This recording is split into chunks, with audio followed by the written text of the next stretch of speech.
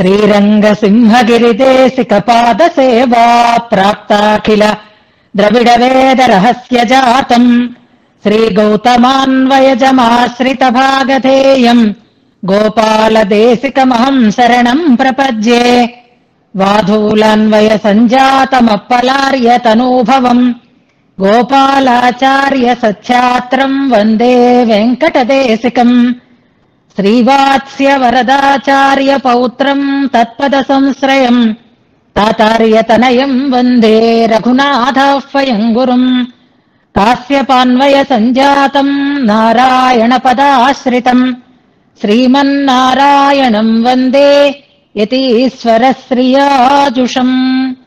సద్గ్రంథాధ్యయన సంగోష్ఠిని ఈనాటి వ్యాసంగానికి సాదరంగా ఆహ్వానిస్తూ కలిసి ప్రార్థన చేసుకుందాం. ప్రణామం లక్ష్మణముని ప్రతిగృహ్ణాతు మామకం ప్రసాదయతి యత్సూక్తి స్వాధీనపతికాం శృతిం అనుకల్పభూతమురజిత్ పదం సతాం అజహత్రివర్గమపవర్గ వైభవం చలచిత్తవృత్తి వినివర్తనౌషధం శరణం యతీంద్రచరణం వృణీమహే.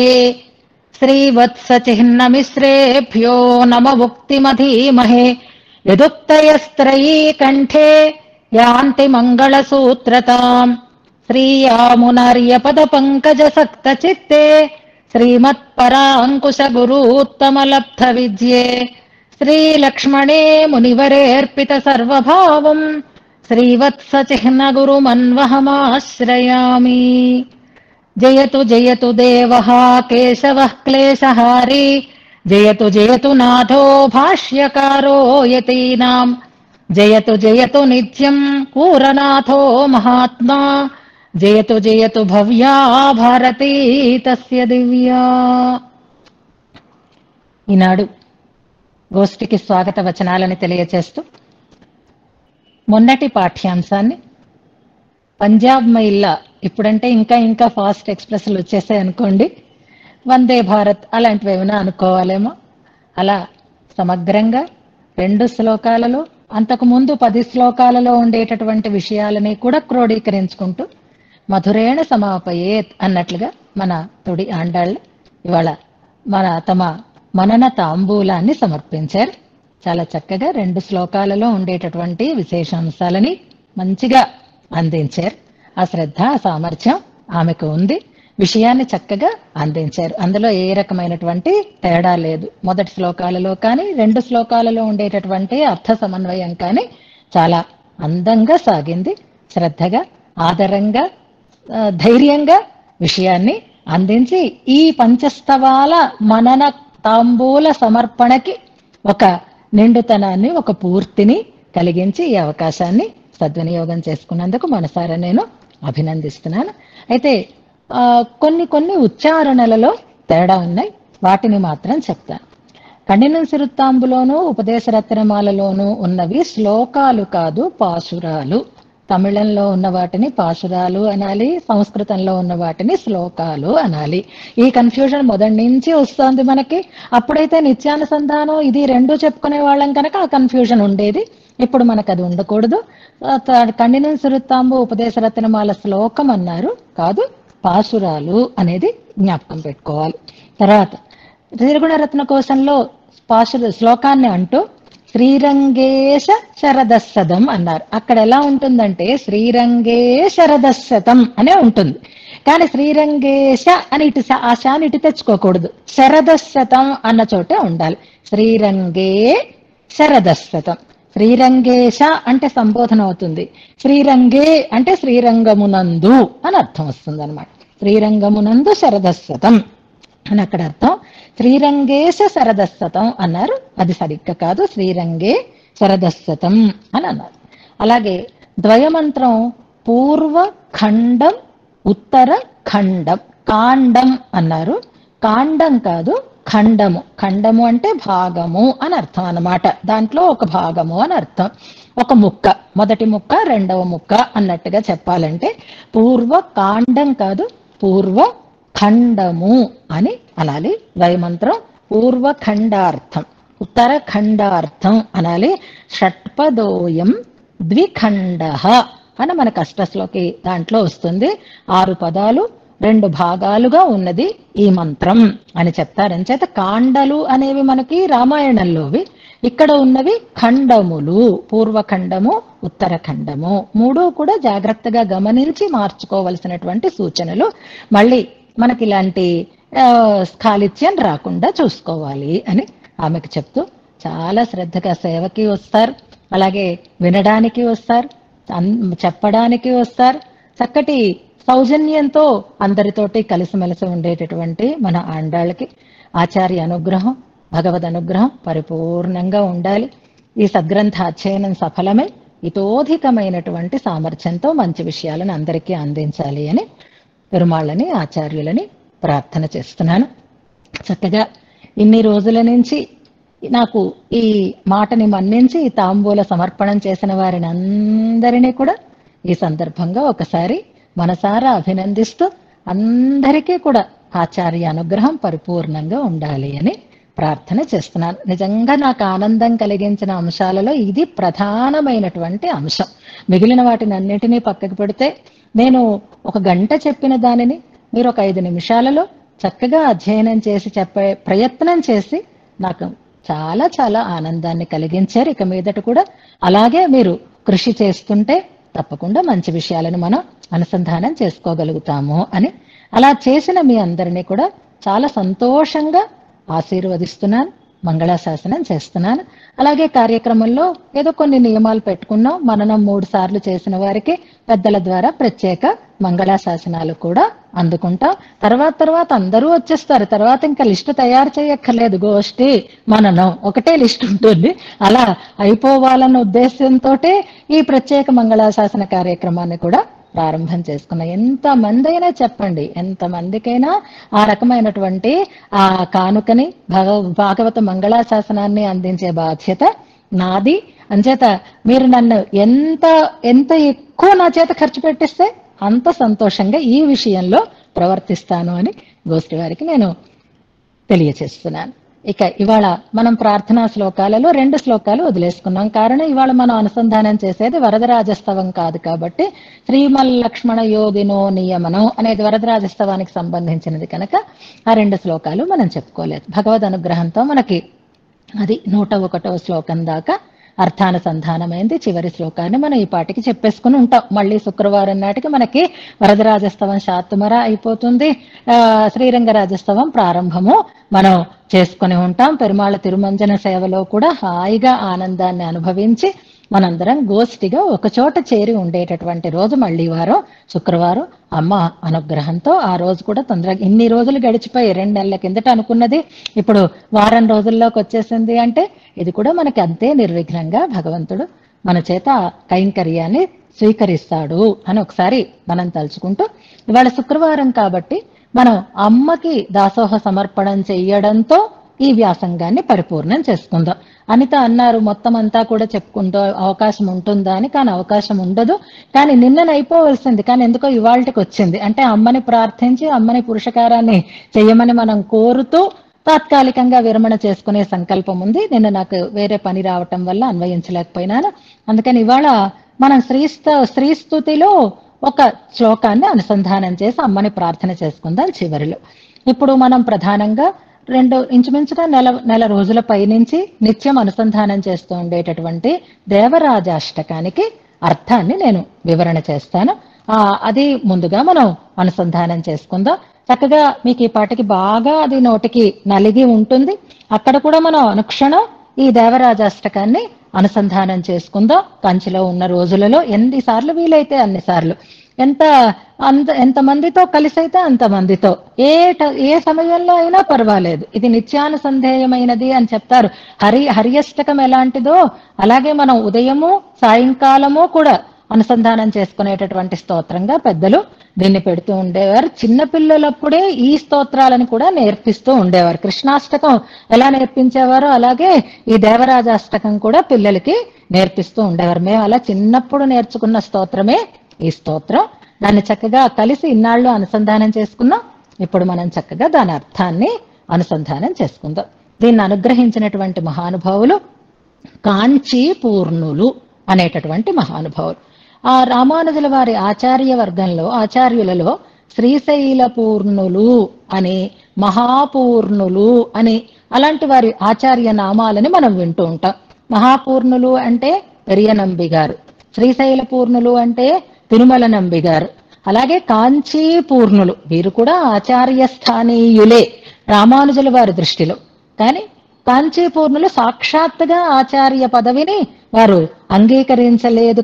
కానీ అంతటి గౌరవము ఆ కాంచీపూర్ణుల పట్ల మన రామానుజుల వారికి ఉండేది అని వారు కూడా వారిని కూడా ఆచార్యులుగానే భావించారు అని మనం వారి చరిత్ర ద్వారా తెలుసుకుంటాం. వారిని తమిళంలో తిరుక్కచ్చి నంబి అని అంటారు. తిరుక్కచ్చి, కచ్చి అంటే కాంచి అని అర్థం, నంబి అంటే పూర్ణులు అని అర్థం, శ్రీ అంటే శ్రీ కాంచి పూర్ణులు అని దాన్ని సంస్కృతం చేసుకుంటే మనకు వస్తుంది. వారు అవతార స్థలం పూనమల్లి లేదా పూందమల్లి అని చెన్నై నుంచి మనకి కొంచెం దగ్గరలోనే ఉంటుంది. అది వారు అవతరించినటువంటి స్థలం. వారు నిత్యంగా సేవ చేసినటువంటి పెరుమాళ్ళు వరదరాజ పెరుమాళ్ళు. వారి ఆరాధన పెరుమాళ్ళు వారే. కంచిలో చివరి వరకు కూడా వరదరాజస్వామికి ఆలవట్ట కైంకర్యం చేస్తూ తమ జీవితాన్ని సార్థకం చేసుకున్నారు. భగవంతునికి వరదరాజస్వామికి అంటే అర్చామూర్తులలో ఒక్కొక్క స్థలంలో ఒక్కొక్కరికి పరమాత్మతో అంతరంగంగా అంటే ఆంతరంగికమైనటువంటి సాహచర్యం ఒకటి లభిస్తూ ఉంటుంది. అంటే వారు అర్చామూర్తిగా ఉన్న పెరుమాళ్లతో సంభాషించగలగడం, పెరుమాళ్లతో ఆనందంగా గడపగలిగేటటువంటి అవకాశం కలిగిన మహానుభావులు మనకి కొంతమంది కనిపిస్తూ ఉంటారు. సింహాచల క్షేత్రంలో కృష్ణమయ్య అని మనం వింటూ ఉంటాం ఆధునిక కాలంలో. అలాగే వరదరాజస్వామి యొక్క అంతరంగ కైంకర్యం చేస్తూ వరదరాజస్వామితో సంభాషించగలిగేటటువంటి ప్రీతిని పొందినటువంటి మహానుభావులు కాంచీపూర్ణులు అని చెప్పబడతారు. వారు పెరియ నంబి వారి శిష్యులు. అంటే రామానుజుల వారికి ఎవరైతే పంచ సంస్కారాలని అనుగ్రహించారో వారి శిష్యులు. యామునాచార్య స్వామి వారి శిష్యులు అని కూడా చెప్తారు. పెరియనంబి వారి సహాధ్యాయ అన్నట్టుగా ఉంటుంది, కానీ పెరియనంబి వారి శిష్యులు అని అంటారు. అందుకే ఆ యామునాచార్య స్వామి వారు కాంచీపురానికి వచ్చినప్పుడు ఇంకా రామానుజుల వారు తెలియదు, రామానుజుల వారికి ఈ పంచ సంస్కారం ప్రత్యేకించి పెరియనంబి వారి దగ్గర పొందేటటువంటి స్థితి కూడా రాకముందే యామునాచార్యుల వారు దివ్యదేశ యాత్ర చేస్తూ కాంచీపురానికి వచ్చినప్పుడు వారికి తగినటువంటి ఏర్పాట్లన్నీ చేసినది తిరుక్కచ్చి నంబి వారే అని చెప్తారు. ఎవరు ఇందులో రామానుజులు అని యాదవ ప్రకాశుల శిష్యకోటిలో అడిగితే చూపించిన వారు కూడా తిరుక్కచ్చి నంబి వారే అని చెప్తారు. యామునాచార్య స్వామి వారితో వీరికి ఉండేటటువంటి ఆ సంబంధం అటువంటిది అని అంటారు. యాదవ ప్రకాశుల దగ్గర ఒకసారి కాస్త ఇబ్బంది పడినటువంటి భగవద్ రామానుజుల వారికి మళ్ళీ కాంచీపురంలోనే ఒక మహానుభావులని ఆశ్రయించమని వారి తల్లి గారు చెప్తారు. నాయన, తిరుక్కచ్చి నంబి గారని ఉన్నారు, వారు పరమ సాత్వికులు, పరమ ప్రపన్నులు, వెళ్ళి వారిని ఆశ్రయించు అని తన తల్లి చెప్తే రామానుజుల వారు తిరుక్కచ్చి నంబి గారిని సేవించారు అని ఆశ్రయించారు అని చెప్తారు. పంచ సంస్కారాలను అనుగ్రహించమని ప్రార్థించినా వారు అంగీకరించలేదు. కానీ విషయ బోధన చెయ్యాలి అంటే మాత్రం సాక్షాత్తుగా చెయ్యను అంటే అప్పుడు కాదు, వరదరాజస్వామి వారిని కనుక్కుని నాకు విషయాలను మీరు అందించండి అని అన్నారు అని ఆ రకంగా 6 వార్తలు మనకి స్వామి వాక్కుగా తిరుక్కచ్చి నంబి వారి ద్వారా రామానుజుల వారికి అందేయి అని వారి చరిత్రలో మనం వింటాం. షడ్వార్తలు అక్కడ రాసి ఉంటాయి. ఇప్పుడు వెళతారు కదా మీరందరూను, ఆ మండపం ఆ రాసి ఉన్నవి అవన్నీ కూడా చూదురుగా. చూసిన వాళ్ళు చూశారు, మళ్ళీ ఒకసారి చూడని వాళ్ళకి తెలియని వాళ్ళకి మనం అక్కడ తెలియజేయవచ్చు. ఆ వార్తలు కూడా ఒకసారి మనం జ్ఞాపకం చేసుకోవాలి అంటే 6 వార్తలు ఏవి అంటే అవి కూడా పెద్దల ద్వారా మీరు వినే ఉంటారు, కానీ సందర్భం వచ్చినప్పుడల్లా ఒకసారి రివిజన్ చేసుకోవాలి. కాబట్టి ఒకసారి మళ్ళీ మనం అనుకుందాము. మొట్టమొదట పరతత్వము ఎవరు అనేటటువంటి ప్రశ్న. నేనే అనేది సమాధానం. అహమేవ పరం బ్రహ్మ జగత్కారణ కారణం. ఇది ఆ స్వామి చెప్పినటువంటి మాట. అంటే పరతత్వం ఎవరు అంటే పరమాత్మ శ్రీమన్నారాయణుడు అనేది ఒక వార్త. రెండవది అసలు ఈ మనకి సోహం అనేటటువంటి దాంట్లో ఈ ప్రకృతి వేరు, జీవుడు వేరు, బ్రహ్మ వేరు అని కాకుండా ఈయనే ఈ మాయ పోతే బ్రహ్మ అయిపోతాడు అని అహం బ్రహ్మాస్మి అనే సిద్ధాంతాన్ని కాకుండా క్షేత్రానికి క్షేత్రజ్ఞుడికి భేదం ఉంది. ప్రకృతి, జీవుడు, పరమాత్మ వేరు వేరు కానీ కలిసి ఉంటారు అని చెప్పడం. క్షేత్ర క్షేత్రజ్ఞయోర్భేద సిద్ధ ఏవ, అవి మూడు ఒకటి కాదు, దేనికి అదే ఉంటుంది అని తత్వాన్ని గురించి చెప్పారు. అలాగే మోక్షోపాయ న్యాస ఏవ జనానాం ముక్తిమిచ్చత. మోక్షోపాయం ఏది అంటే ప్రపత్తే మోక్షోపాయము, నేనే పరబ్రహ్మ, జీవునికి దేవునికి భేదం ఉంది, అలాగే ప్రపత్తియే మోక్షోపాయము అన్నారు. మద్భక్తానాం జనానాంచ అంతిమ స్మృతి నాంతిమ స్మృతి రిక్ష్యతే, అంతిమ స్మృతి వర్జనం అంటారు. నన్ను పట్టిన వాళ్ళు, నా యందు భరన్యాసం చేసిన వాళ్ళకి అంతిమ స్మృతి అవసరం లేదు, చివరిలో భగవద్ధ్యానం చేయవలసినటువంటి అవసరం లేకపోయినా ఉత్తమ గతిని వారు పొందుతారు అని చెప్పారు. 4వ వార్త. 5వది, ఇంకా ఎప్పుడొస్తుంది ముక్తి అంటే దేహావసానే భక్తానాం దదామి పరమం పదం అని చెప్పారు. ముక్తి ఎప్పుడు అంటే ఈ శరీరము విడిచిపెట్టిన తర్వాత, దేహావసానమునందే ముక్తి అని మరొక వార్తని చెప్పారు. పూర్ణాచార్యం మహాత్మానం సమాశ్రయ గుణాశ్రయం, పూర్ణాచార్యులని ఆశ్రయించు అన్నారు. అంటే కాంచీ పూర్ణులే కావాలని రామానుజుల వారిని అలా డైవర్ట్ చేయించారు అన్నమాట. తన నుంచి ఆ పూర్ణాచార్యులని ఆశ్రయించమని పెరుమాళ్ళు చెప్పినట్లుగా చెప్పారు అని అంటారు. ఇవి ఈ 6 వార్తలు తిరుక్కచ్చి నంబి వారి చరిత్రలో స్పష్టంగా గొప్పతనాన్ని ప్రాధాన్యాన్ని పొందినవి షడ్వార్తలు అంటారు. వరదరాజస్వామి శ్రీ సూక్తులే కాంచీపూర్ణుల ద్వారా రామానుజుల వారికి ఉపదేశాత్మకంగా అందినటువంటి శ్రీ సూక్తులు అంటారు. ఇది వారికి ఉండేటటువంటి వైభవం. వారు అందించినటువంటి స్తోత్రం ఈ దేవరాజ అష్టకం అనేటటువంటి స్తోత్రం ఒక్కటే వారు అందించినట్లుగా మనకి చరిత్రలో కనిపిస్తుంది. మొదటి 2 శ్లోకాలు ఇందులో వారి వైభవాన్ని చెప్పేటటువంటి శ్లోకాలే. మొదటి శ్లోకం చూడండి. శ్రీమత్ కాంచీ మునిం వందే కమలాపతి నందనం వరదాంఘ్రి సదాసంగ రసాయన పరాయణం. ఎప్పట్లాగే మనం చెప్పుకోవాలి అంటే వందే అన్నది క్రియాపదం. ఇందులో సంబోధన పదం లేదు, తనియన్ కాబట్టి స్వామి నీకు నమస్కరిస్తున్నాను అనే అవకాశం లేదు. వందే అనేది క్రియాపదం. ఎవరికి నమస్కారము అంటే శ్రీమత్ కాంచీ మునిం. ఇప్పుడు పేరు చెప్పుకున్నాం కాబట్టి ఆయన పూర్ణులు, ముని మననం చేసేవారు కాబట్టి కాంచీ ముని అని వచ్చింది ఇక్కడ. ఎవరాయన, ఎవరి కుమారులు, ఏ పెద్దల గురించైనా సరే తాను వారి జన్మ సంబంధం కలిగినటువంటి వారితో చెప్తారు కాబట్టి కమలాపతి నందనం. కమలాపతి అనేటటువంటి వారి యొక్క కుమార్ అంటే వీరి నాన్నగారి పేరు అని మనం అనుకోవాలి. వరదాంఘ్రి సదాసంగం, వారికి ఉండేటటువంటి ఔషధం బలం ఏది అంటే వరదుని యొక్క అంఘ్రితో సదా సంగమును కలిగి ఉండుట. అంటే వరదరాజు యొక్క శ్రీపాదములను సదా ఆశ్రయించి ఉన్నారు, అదే రసాయనంగా కలిగి ఉన్నారు. రసాయనం అంటే ఔషధం లేదా టానిక్ అని అనుకుందాం మనం. ఆ రసాయనమే పరాయణంగా కలిగిన వారు. అంటే పరాయణం అంటే అంతిమ లక్ష్యం అని అర్థం.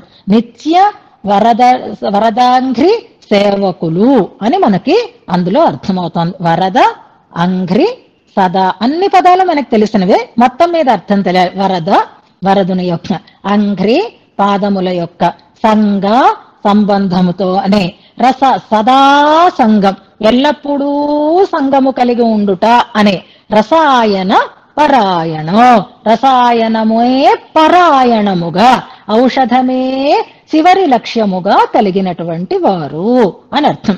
అంటే నిత్యము వెరీ గుడ్ బూస్టర్ అని అన్నారే అది కరెక్ట్ మాట. బూస్టర్ కూడా కాదు, అసలు అది ఏదో ఇంకొక శక్తి ఉంటే దాన్ని బూస్ట్ చేయడం అని కాదు, అదే ఆయనకి ఎనర్జీ, అదే ఆయనకి శక్తిదాయకమైనది అని అనుకోవాలి. ఇది వారి వైభవం. అంటే ఈ శ్లోకం ద్వారా వారి పేరు తెలిసింది. వారి తండ్రి గారి పేరు తెలిసింది, వారికి ఉండేటటువంటి సంస్కారం ఏది అనేది మనకి ఈ శ్లోకంలో తెలిసింది. రెండవ శ్లోకం కూడా వారి వైభవాన్ని చెప్పే తనయన్ శ్లోకం. దేవరాజ దయాపాత్రం. పైన చెప్పిన దానికి దీనికి తేడా ఏమిటి అంటే, వీరికి వరదుని పట్ల ఉండేటటువంటి భక్తి, సేవా నిరతి, వరదాంఘ్రి సదాసంగం అనే దాన్ని బట్టి చెప్పబడింది. ఇందులో ఏం చెప్పబడుతోంది? దేవరాజస్వామికి వీరి పట్ల ఉండేటటువంటి ప్రేమ, దానికి ఎలా పాత్రులైనారు, రాముణ్ణి చూడడం, రాముడు చూడడం అనేది ఎప్పుడూ గుర్తుపెట్టుకోవాలి. మనం పరమాళ్ల పట్ల భక్తి కలిగి ఉండడం, పరమాత్మ మన పట్ల దయ కలిగి ఉండడం, దాన్ని చెప్తూ ప్రారంభిస్తున్నారు రెండవ తనయంలో. దేవరాజ దయాపాత్రం. దేవరాజు, వరదుడు అన్ని ఒకటే వ్యవహార నామాలు కాబట్టి. శ్రీ కాంచీపూర్ణం. ఇక్కడ కాంచీపూర్ణులు అనే పదమే వచ్చింది, అక్కడ ముని వచ్చింది, ఇక్కడ కాంచీపూర్ణులు. నంబి అన్నదానికి పూర్ణుడు అనేది సంస్కృతీకరణం అన్నమాట. ఉత్తమం అంతకంటే అంటే ఉత్కృష్టులు, మహనీయులు అని అర్థం. రామానుజమునే మాన్యం. ఇందులో రామానుజ సంబంధాన్ని కూడా కలుపుతున్నారు. రామానుజమునికి మాన్యం అంటే గౌరవనీయులు అయినటువంటి మహానుభావులు. సజ్జనాశ్రయం. అనేక మంది సజ్జనులకి ఆశ్రయముగా కలిగిన వారు, అంటే మహనీయులందరూ చేరడానికి వీలైనటువంటి వైభవం కలిగినటువంటి వారైనటువంటి ఆ మహానుభావునికి వందే. మళ్ళీ ఇందులో కూడా వందే అన్నదే క్రియాపదం, కాకపోతే అక్కడ కర్తృపదం కూడా ఉంది, అహం అనేటటువంటి పదం. మొదటి శ్లోకంలో అయితే వందే అన్న క్రియ మాత్రమే ఉంది. నమస్కరిస్తున్నాను అంటే నేను నమస్కరిస్తున్నాను అనే అర్థం వచ్చేస్తుంది. ఇందులో స్పష్టంగా అహం వందే అంటున్నారు. వందేహం సజ్జనాశ్రయం, అహం వందే అని రెండు శ్లోకాలలో కాంచీపూర్ణుల యొక్క వైభవం చెప్పబడింది. అలా నమస్కారం చేసి మీరు చేస్తూ ఉండేటటువంటి ప్రార్థన ఏదో తర్వాత మనకి శ్లోకాలలో చెప్పబడుతుంది. ఈ సన్నివేశం తలుచుకున్నప్పుడల్లా, ఈ స్తోత్రాన్ని చదువుకున్నప్పుడల్లా మనం ఒక సన్నివేశాన్ని కళ్ళ ఎదుటగా సాక్షాత్కరించుకోవాలి.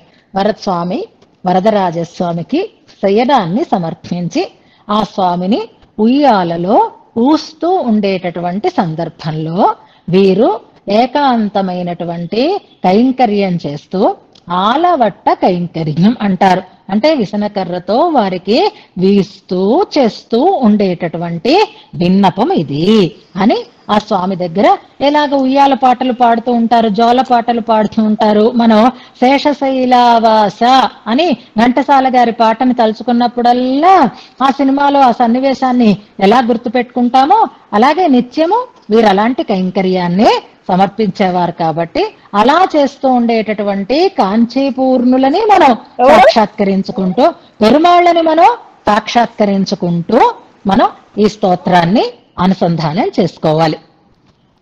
నమస్తే హస్తిశైలేశ శ్రీమన్ అంబుజలోచన శరణం త్వాం ప్రపన్నోస్మి ప్రణతార్తి హర అచ్యుత. ఇది శ్లోకం. ఇందులో క్రియాపదము అస్మి అనేది క్రియాపదం. ప్రపన్నోస్మి అని ఉంది చూసారా, ప్రపన్నః అస్మి అని విడదీసుకోవాలి. అస్మి అంటే అయి ఉన్నాను అని అర్థం. ఏమై ఉన్నాను అంటే ప్రపన్నః అస్మి, ప్రపన్నుడను అయి ఉన్నాను అంటే నీకు నేను ప్రపత్తి చేస్తూ ఉన్నాను అని అర్థం అన్నమాట. ఎవరికి అంటే ఆ స్వామికి నమస్తే అంటూ ప్రారంభం చేస్తున్నారు. ముందు నమస్కారాన్ని తే నమః అని అర్థం. నమస్తే అన్నదంతా ఒకటే పదం కాదు. మనం నమస్తే నమస్తే అని అంటుంటే అదంతా ఒకటే అని మనం అనుకుంటాం. అందులో రెండు పదాలు ఉన్నాయి, నమః తే అని రెండు పదాలు. తే నీకు, నమః నమస్కారము అని అర్థం అనమాట. నమస్తే అంటే నీకు నమస్కారం, నీకు నమస్కారం అని అర్థం. మనం నమస్కారం అన్న పదాన్ని ఎలా వాడతామో నమస్తే అన్న మాటని కూడా అలాగే వాడతాము. కానీ అందులో అసలైన అర్థం తే నమః అని అర్థం. ఇప్పుడు స్వామినికి తే నమః అని అంటున్నప్పుడు నీకు నమస్కారం అంటున్నారు అంటే ఎదురుగా ఉండాలి కదా పరమాత్మ. అందుకే సంబోధనలు ఉన్నాయి చూడండి. హస్తిశైలేశ ఒక సంబోధన, వేరే చెప్పుకోక్కర్లేదు. ఇన్ని రోజులు మనం అదే కదా చెప్పుకున్నాం. హస్తిశైలమునకు అధిపతి అయినవాడు, శ్రీమంతుడు అంటే అమ్మవారితో కూడి ఉన్నవాడు, శ్రీనిధిం అని మనం చెప్పుకున్నట్లుగా శ్రీమన్ పెరుందేవి తాయార్లతో కూడి ఉన్నటువంటి వాడా, లక్ష్మీ విశిష్టుడా, హస్తిశైలమునందు ఏం చేసి ఉన్నవాడా, అంబుజలోచన కళ్ళు విప్పార్చుకొని మరీ చూస్తావు మమ్మల్ని. అందుకే ఆ నేత్ర సౌందర్యం, ఆయనే పరతత్వము అని చెప్పడానికి కూడా పుండరీకాక్షుడై ఉండడమే కనుక అంబుజలోచన అని. ఇంకా ఇంకా ఉన్నాయి చూడండి సంబోధనలు. ప్రణతార్తిహర అచ్యుత, ఇంకా 2 సంబోధనలు చివరిలో ఉన్నాయి. ప్రణతుల అంటే ప్రపన్నులు, వారి యొక్క ఆర్తిని హర పోగొట్టేవాడు. అచ్యుత ఒకవేళ మేం జారిపోతున్నా సరే జారనివ్వకుండా పట్టుకొని ఉండేటటువంటి వాడు. తాను తన పదవి నుంచి జారడు, మనని తన నుంచి జారిపోకుండా ఉంచేటటువంటి వాడు అవుతాడు. అంచేత ఇందులో ఎన్ని సంబోధనలు? 5.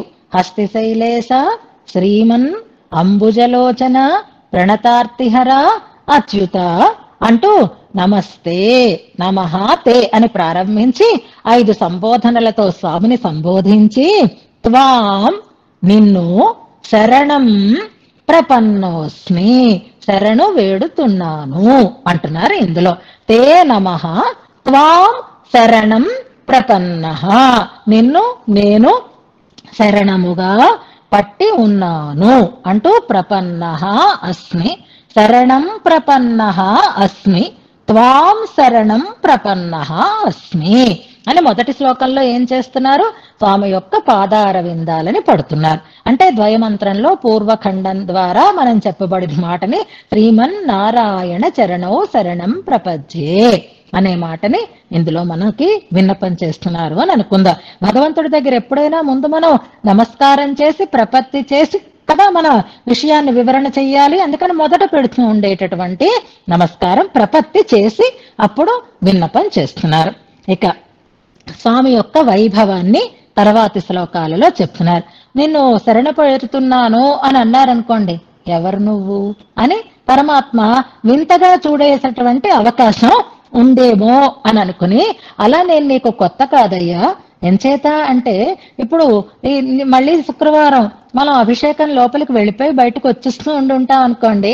కానీ ఆ అభిషేకానికి ఎవరినెవరిని ఎలా చెయ్యాలి అని అంటే, ఇదిగో ఐడి కార్డు ఉందా లేదా, వీళ్ళు ఈ గోష్ఠి వాళ్ళ కాదా, వీళ్ళు 500 కట్టిన వాళ్ళ కాదా, ఈ దీనికి చెందిన వాళ్ళ ఎవరో వచ్చి కలిసిపోతున్నారా, ఇవన్నీ చూసుకొని ఆ ఐడెంటిటీని చూసుకొని అప్పుడు ఇంతమంది అని లోపలికి పంపించేటటువంటి అవకాశం ఉంటుంది. మరి పరమాత్మ దగ్గర కూడా అలాగే ఉంటుందా అంటే లేదు, అందరికీ ఐడి ఉంటుంది ఆయన దగ్గర. ఎందుకని? సమస్త ప్రాణి సంత్రాణ ప్రవీణ తరుణోల్బణ విలసంతు కటాక్షాస్నే మై అస్మిన్ జగతాం పతే. ఇంకొకటి శ్లోకం, ఇందులో కూడా విలసంతు అనేది క్రియాపదం. విలసంతు అంటే ప్రకాశించుగాక, విలసిల్లుగాక అని కోరుకుంటున్నారు. పిలుపేది? జగతాంపతే అనేది ఒక పిలుపు. కరుణోల్బణ వరకు మొదటి పాదం అంతా ఒకే సంబోధన అన్నమాట.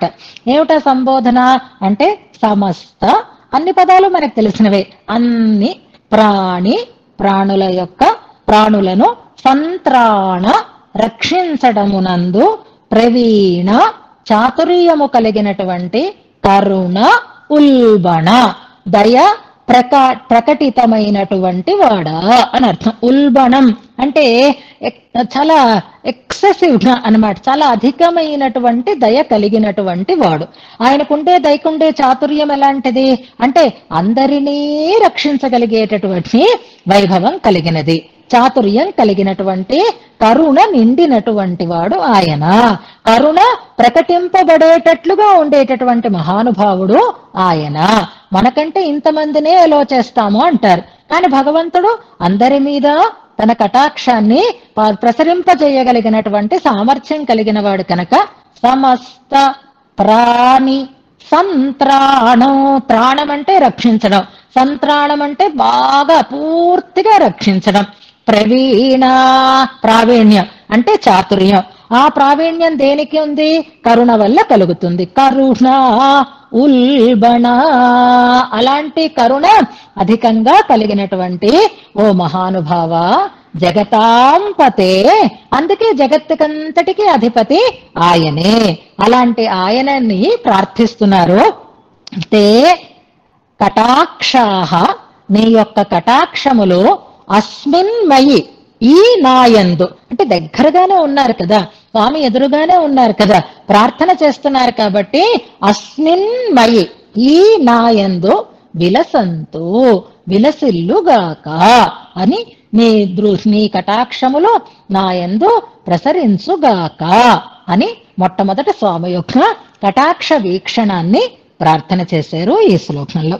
తర్వాత చూడండి, నిందితాచారకరణం నివృత్తం కృత్యకర్మణః పాపీయాంసం అమర్యాదం పాహి మాం వరద ప్రభో అని పిలుస్తున్నారు ఇందులో.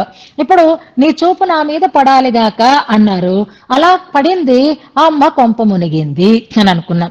మనం గ్రూప్ గా వెళ్ళాము, అక్కడ ఐడి చెకింగ్ అవుతోంది, అక్కడ ఒక మేనేజరో ఆఫీసరో కూర్చుని ఉన్నాడు. అందులో ఇద్దరు ముగ్గురికి సరి అయిన ఐడీస్ లేవు, కానీ లిస్ట్ లో పేరైతే ఉంది. సరి అయిన ఆధార్ కార్డు ఉన్న వాళ్ళు ముందర నిలబడి వాళ్ళ ఆధార్ కార్డు చూపించి, అలా 2-3 ఆధార్ కార్డులు చూపించిన తర్వాత సరే అని వాడికి నమ్మకం వచ్చి వదిలేసాడా, బ్రతికిపోయాం. ఒకవేళ వాడు ప్రతిదీ చెక్ చేసాడా, ఆ గ్రూప్ లో 2-3 వెనక్కి ఉండిపోక తప్పదు. సో ఇప్పుడు మనం ఏమనుకోవాలి అంటే, అమ్మో వీడు వదిలేస్తే బాగుండు, వీడు అన్ని చెక్ చేయకపోతే బాగుండు, వీడు మొదటి 2 చూసి వదిలేస్తే బాగుండు అని అనుకోవాలా? విలసంతు కటాక్ష అని వీడు అన్ని పేర్లు చూడుగాక అని అనుకుంటే అయిపోతాడు కదా. అలాగే భగవంతుణ్ణి, స్వామి నా మీద నీ కటాక్షం ప్రసరించాలి అని అనక కోరేం బానే ఉంది, చూసేడా అయిపోయాం అన్నమాటే. ఎందుకని మన రూపం ఆయనకి అర్థమైపోతుంది. ఎలాంటి రూపం అనంటే నిందితాచారకరణం, ఇందులో కూడా క్రియాపదం పాహి అన్నది క్రియాపదం, వరద ప్రభో అనేది సంబోధన. వరద ప్రభో అని 2గాను చేసుకోవచ్చు. వరద ప్రభో, వరాలిచ్చేటటువంటి ప్రభువా అని. మనకి వరదరాజస్వంలో ప్రభు అనేటటువంటి సంబోధన వచ్చింది, వరద అనేది చెప్పనే అర్థం లేదు. ఇక పాహి అనేది క్రియాపదం, పాహి అంటే రక్షించు అని అర్థం అనమాట. ఎలాంటి వాడిని రక్షించాలి? ఇప్పుడు తన ఐడెంటిటీని తానే చెప్పేసుకుంటున్నారు, స్వామి నువ్వు చూడక్కర్లేదు, నా రూపం నాకు కూడా తెలుసు. ఎలాంటి రూపం నాది అంటే నిందిత ఆచారకరణం. ఏ పనులైతే చెయ్యకూడదని చెప్పబడ్డాయో వాటిని అన్నింటినీ చేసేసి ఉన్నాను. నిందితములైనటువంటి ఆచరణములను చేసి ఉన్నవాడను. అంతేకాదు, నివృత్తం కృత్యకర్మణ, చెయ్యవలసినటువంటి పనుల నుంచి నివృత్తం, వెనక్కి తిరిగిపోయి ఉంటున్నాను. అంటే చెయ్యవలసినవి చెయ్యలేదు, చెయ్యకూడనివి చేశాను. మొన్ననే మనం చెప్పుకున్నాం కదా, స్వదోష భూయిష్టతని చెప్పేటప్పుడు కూరత్తాళ్వాన్ ఏ శ్లోకంలో చెప్పారో మనకు జ్ఞాపకం ఉంటుంది. అక్కడే దాన్ని ప్రతి చోట విన్నపం చేయాలి. రామానుజుల వారు అదే కదా విన్నపం చేస్తున్నారు. నిందిత ఆచారకరణం నివృత్తం కృత్యకర్మణ. కృత్యకర్మలు అంటే శాస్త్ర విహితములైన కర్మలు, నిందిత కర్మలు అంటే శాస్త్ర నిషిద్ధములైనటువంటి కర్మలు. వాటిని చేశాను, వీటిని నేను చెయ్యకుండా నివృత్తం, వాటి నుంచి టర్న్ అయిపోయాను, అంటే మంచి పనులు నేను చెయ్యకుండా ఉన్నాను అంటున్నారు. అందుకే పాపీయాంశం, పాపాత్ముడని అని. ఇంతకుముందు మనకి అల్పీయము, భూయసి ఇలాంటి పదాలు వచ్చాయి. అల్పీయం అంటే ఏమనుకున్నావు? చాలా అల్పం అని అనుకున్నాం. అలాగే పాపీయ అంటే అర్థం ఏమిటి? చాలా పాపం చేసిన వాడను అని. పాపీయ సహ అంటే చాలా చాలా చాలా పాపాలని చేసి ఉన్నవాడను. అమర్యాదం, మర్యాద లేని వాడిని, హద్దు లేకుండా దుష్ప్రవృత్తిని కలిగి ఉన్నటువంటి వాడిని. అలాంటి మాం, నన్నే. ఈ విశేషణాలన్నీ ఎవరికి? నాకేనయ్యా స్వామి, మాం అని పాపం చూపించేసుకుంటున్నారు. ఎందుకైనా మంచిది ముందే ఓపెన్ చేసేసుకుంటే బెటరు, వాడేమైనా కొంచెం కరుణతో మన్ని ఓకే అనడానికి అవకాశం ఉంటుందని. స్వామి నువ్వు చూసి చెప్పక్కర్లేదు, నా రూపం నాకు తెలుసు, ఇదిగో ఇది నా రూపం మాం అని చక్కగా చెప్పుకుందాం. పెరుమాళ్ళ దగ్గర నిశ్చింతగా చెప్పుకుందాం. మన దోషాలని మనం దేవుడి దగ్గర కాకపోతే ఎవరి దగ్గర చెప్పుకుంటాం? మాం కానీ నువ్వు శిక్షించకు. ఎంచేత పాహి రక్షించవయ్యా స్వామి అంటున్నారు. మాం పాహి వరద ప్రభో అని ప్రార్థన చేస్తున్నావు ఇందులో. ఇక ఎందుకయ్యా నేను రక్షించాలి, లే జాగ్రత్తగా రా, నా దగ్గరికి రా, అప్పుడు చూద్దాంలే అని నువ్వు నన్ను ఉపేక్ష చేసే వరకు నేను దిక్కుతోచని పరిస్థితిలో ఉన్నాను. నా పరిస్థితి ఎంత దయనీయంగా ఉందో చూడవయ్యా అనంటూ తర్వాతి శ్లోకం నుంచి కూడా 7వ శ్లోకం వరకు ఉన్నటువంటి వాటిని అన్నిటికీ కూడా ఒకటే అన్వయం ఉంటుంది. మొన్న మనం కుళ్ళుకమని అనుకున్నాం చూసారా, అలాగా అందులో గుర్తు చేసుకున్నాం. వైకుంఠస్తవంలో 5 శ్లోకాలకి ఒకటే క్రియాపదం ఉంటుంది అని. అలాగే స్తోత్రరత్నంలో కూడా ఉంటుంది, ఒకే విశేష్యంతో అన్వయం ఉంటుంది అని. ఇప్పుడు అదే ప్రారంభం చేస్తున్నారు. మన స్థితి ఎలా ఉంది అన్నదాన్ని చెప్తూ, సంసార మరు కాంతారే దుర్వ్యాధి వ్యాఘ్ర భీషణే విషయ క్షుద్ర గుల్మాఢ్యే త్రిషాపాదపశాలిని అంటే అలా వర్ణిస్తూ వెడతారు. శ్లోకం పూర్తయినా అన్వయం ఇంకా మనకి రాదనమాట. ఎక్కడున్నాను నేను అంటే సంసార మరు కాంతారం. ఈ కాంతార పదం ఇప్పుడు అందరికీ వచ్చేసింది. సినిమా ప్రభావమో సీరియల్ ప్రభావమో తెలియదు, కానీ కాంతార అనేసరికల్లా ఏదో తెలిసిన ఫీలింగ్. కాకపోతే వాళ్ళ మొహాలు గుర్తు రాకుండా ఉండాలి, పదానికి అర్థం మనకి గుర్తొచ్చేటట్లుగా ఉండాలి. కాంతారము అంటే అడవి అని అర్థం. అది కూడా మరు కాంతారం అంటే నిర్జలమైనటువంటి అడవి, నీటి పట్టంటూ లేకుండా ఉండేటటువంటి అడవి అని అంటారు. మరుస్థలాలు అంటారు కదా, అలాగా మరుభూములు అంటారు. అంటే ఎడారి భూములు, ఇసుక భూములు అని అనుకోవాలి. మరుకాంతారం ఏమిటా అరణ్యం అంటే సంసారం అనేటటువంటి మరుకాంతారం. ఈ సంసారంలోకి వస్తే దప్పిక తీరదు, దప్పిక ఇంకా పెరుగుతూనే ఉంటుంది. కాబట్టి అది మరుకాంతారం. ఆర్తిని తీర్చే చల్లతనం మనకక్కడ దొరకదు. ఇక ఆ సంసారం కాంతారంలో ఉండడమే కాదు, అందులో క్రూర మృగాలు కూడా ఉంటున్నాయి. మనం ఈ సంసారంలోకి వస్తే మనని పట్టి పీడించే క్రూర మృగాలు, చిరుతలు ఎంత హాయిగా తిరుగుతున్నాయో చూడండి. నిశ్చింతగా ఇప్పుడు ఎన్ని వార్తలు వింటున్నామో మనం. ఊళ్ళో మనుషులు తిరిగినట్లుగానే క్రూర మృగాలు కూడా తిరుగుతూ ఉండేటటువంటి స్థితికి వచ్చేసాం. ఒకప్పుడు అడవుల్లో అలాంటి క్రూర మృగాల యొక్క భయం ఉండేది. అందులో చాలా క్రూరమైనది వ్యాఘ్రం. ఆ వ్యాఘ్రాలు మనకి వ్యాధులు, ఇప్పుడు మనని పట్టి పీడిస్తున్న వ్యాధులు కూడా అంతకంటే క్రూరమైనవి. అది దుర్వ్యాధి వ్యాఘ్ర భీషణే. ఈ సంసార మరుకాంతారంలో వ్యాధులనేటటువంటి వ్యాఘ్రములతో భీషణంగా ఉంటుంది. భయంకరమైనటువంటి అడవి. అమ్మో అడవిలో పుల్లు ఉంటాయి అని ఎలా భయపడతామో, సంసారంలో రోగాలు వస్తాయి అని రోగాలకు అలా భయపడుతూ ఉండాలి. విషయ క్షుద్ర గుల్మాఠ్యే. పోనీ తోవైనా సరిగ్గా ఉంటుందా అంటే అన్ని చోట్ల గుల్మాలు ఉంటాయి. క్షుద్ర గుల్మాలు అంటే ముళ్ళ పొదలు. గుల్మము అంటే పొద అని అర్థం. అది పొదరిళ్లలాగా మంచిగా హాయిగా ఉండేటటువంటి పొదరిళ్లు కాదు, క్షుద్ర గుల్మములు అంటే విష సర్పాలకి ముళ్ళకి ఆలవాలమయ్యేటటువంటి ముళ్ళ పొదలతో నిండి ఉన్నది. ఏమిటా ముళ్ళ పొదలు మనకి? విషయములు, విషయ భోగములు అని అర్థం. రకరకాలైనటువంటి ఇంద్రియాకర్షకములైనటువంటి విషయముల అవే ఒక ముళ్ళ పొదలలాగా చిక్కుపడుతూ ఉంటాం. వాటిలో మనం చిక్కుకుపోతూ ఉంటాం. మనకి రక్తాలు ఓడిపోతూ ఉంటాయి, అయినా వాటి వైపు ఆకర్షింపబడుతూ ఉంటాం. అంతేకాదు తృషా పాదపశాలిని. గుల్మాలే కాదు, పెద్ద పెద్ద చెట్లు కూడా ఉంటాయి సంసారంలో. ఏమిటా చెట్లు అంటే తృష అంటే ఆర్తి, దప్పిక. ఆ దప్పికే పాదపాలు. పాదపాలంటే చెట్లు, అంటే చెట్లతో నిండి ఉంటుంది అరణ్యం. క్రూరమృగాలతో నిండి ఉంటుంది అరణ్యం. ముళ్ళ పొదలతో నిండి ఉంటుంది అరణ్యం. అలాగే సంసారం కూడా ముళ్ళ పొదలతో నిండి ఉంది. అవే విషయాలు. ఆ తృష అంటే తృష్ణ, ఇంకా ఇంకా కావాలనేటటువంటి ఆశ అనేటటువంటి చెట్లతో నిండి ఉంది. వ్యాధులనేటటువంటి క్రూర మృగాలతో నిండి ఉన్న అంటున్నారు. కాంతారే అనేది సప్తమ్యంతం అంటే అడవియందు అంటున్నారు అనమాట. ఆ అడవిని వర్ణించారు. ఇంకా చెప్తున్నారు పుత్ర దార గృహ క్షేత్ర. వేరే వివరించక్కర్లేదు. పుత్రలు, దార అంటే సంసార సంబంధాలు అని అర్థం. ఇక్కడ దార అన్న చోట మనం భర్త అని పెట్టుకోవచ్చు. ఆడవాళ్ళకైతే భర్త, మగవాళ్ళకైతే భార్య అనుకోవాలి. సంతానం, పుత్ర అంటే పుత్రిక అంటే సంతానం కానీ, లేదా సహచరులు కానీ, లేదా ఆస్తిపాస్తులు కానీ, ఇవన్నీ గృహ, క్షేత్ర, మృగ, తృష్ణ, అంబు, పుష్కలే. ఇందాక మరుకాంతారం అన్నారు, కానీ ఇప్పుడైతే నీళ్లు మంచిగా అవుతున్నాయి.